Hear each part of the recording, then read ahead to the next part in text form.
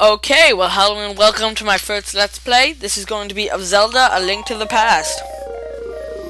Game made by Nintendo in 1991 through 1992.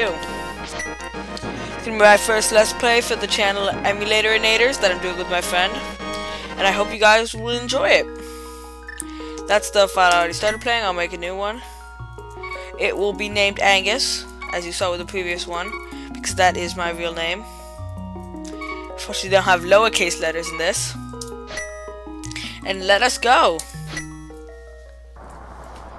Help me. Please help me. I'm a prisoner in the dungeon of the castle. My name is Zelda. Yep, Zelda already, just like any Zelda game. The wizard Aganim has done something to the other missing girls. Now only I remain. Aganim, has seized control of the castle, is now trying to open the Seven Wise Men's seal. I'm in the dungeon of the castle. Please help me. Okay, Angus, Angus, I'm going out for a while. I'll be back by morning. Don't leave the house. Okay, well, here this guy goes. I guess he's your dad. I don't really know. Now, I've played through part of this game. As you saw before, I'm playing ahead. And here you have the lamp, which is very useful. Not right away, but later it will be. You don't really need to. Under those pots are hearts if you ever need to come back here and heal. I'm not going to grab them just for time's sake. So we are trying to get to the castle. Talk to these guys. What are you doing up this late, kid? You can't stay up. You can stay up when you're grown up. Now go home. Okay, they're not very nice, but they're not aggressive. At least they're not hostile.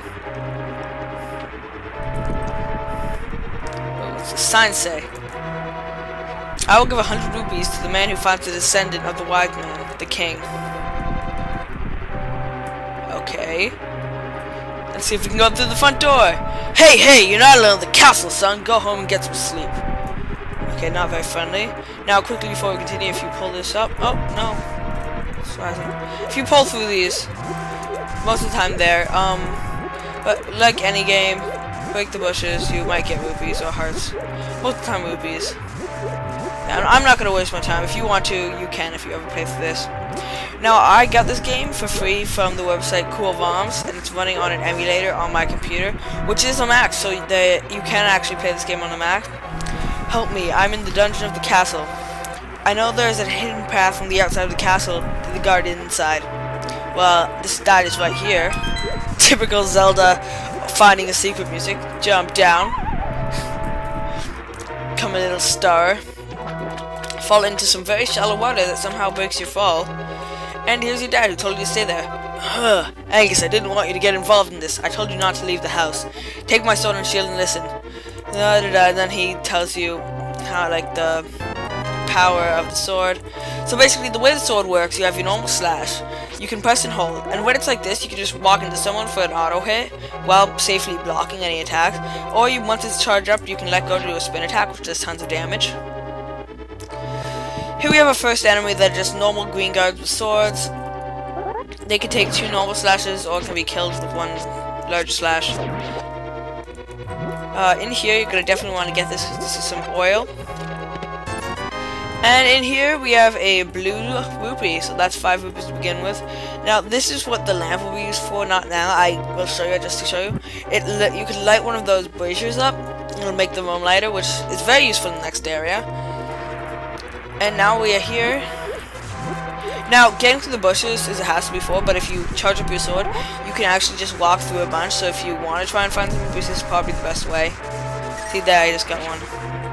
Yeah. Or you can also just slash or do a spin attack. Unfortunately, you cannot break those mushrooms. Here we go. So, like I said, if you go to coolrom.com, you can download both the emulator and the ROM for this. And then you could play it if you want. There are a bunch of other games there with it. But here we go, into the castle. Still the same old enemies. This isn't a very interesting part. Oh, these guys have slightly larger swords. Just longer. Nothing more dangerous about it. We just gotta go around here. That is just a blue guard. They're pretty much the same, except some of them have more health. One shot those guys. Under here will be more hearts. And pots can actually be thrown for lethal damage, like that. Oh, rupee. Rupees aren't super important at this game, just getting 1 or 2. But in the next area, not the next area, but there's a place to get a ton of rupees.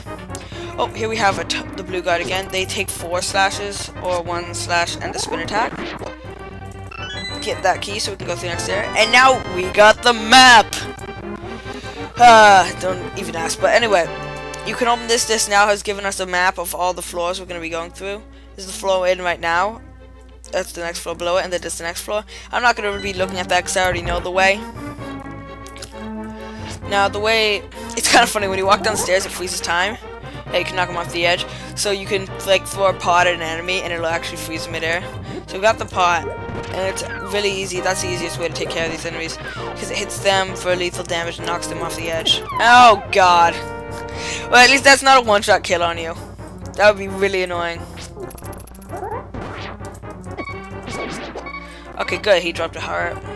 Let's grab this pot and see something. They often have hearts under them.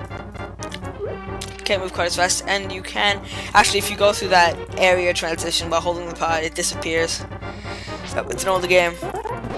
Kill this guy. Oh my god, I'm doing terrible. Anyway, get that. Go through here. It's pretty much the same thing for a while. Now, get that. The doors open up again. That's the first case we actually have to fight him when he can't run through. Here's another one of these blue guards. Like I said, 1 spin slash. Open this up, and you got the boomerang. So this is an item that you can select instead of the lamp. What this does, you can press a 3rd key. It might be different for you. I've rebound my keys for the emulator, and you can throw it. And this is very useful for a lot of the weaker enemies because it actually stun them. Then you can hit them as much as you want for it. It stuns them for maybe 3 seconds. Here's the pointless floor. I do not know why they put this in here. You got to see. I'll show you here. He won't do anything. He'll just stand there. You can just slash him as much as you want. Now, if you've taken any damage, you can just heal up there. And this is like sort of I guess a mini boss. I wouldn't really consider it a boss. He can't be stunned by a boomerang. He gets knocked back for like half a second, and then he keeps going. He's not that hard. Oh, got hit. And if you ever get low, you can just go to these pots. Like I just got hit. I wouldn't normally do this, but in here you got a pot, and you can actually use the pots as a pretty strong offensive weapon. And we got him. Boomerangs can also grab items for you. You got